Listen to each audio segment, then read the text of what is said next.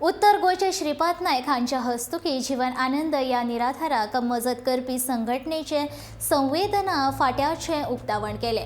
वासुदेव कुटुंबकम तशेंच संवसारांतल्या प्रत्येक मनशाच्या माया दिवप हे तत्व जण एकल्यान पाळप महत्वाचें अशें मत श्रीपाद नायक हांणी व्यक्त केलां। खांडेपार उपरांत आसा म्हापशां संस्थेन संवेदना फाटो चालीक लायला अशी माहिती संस्थेच्या जाळवणदारांनी दिल्या।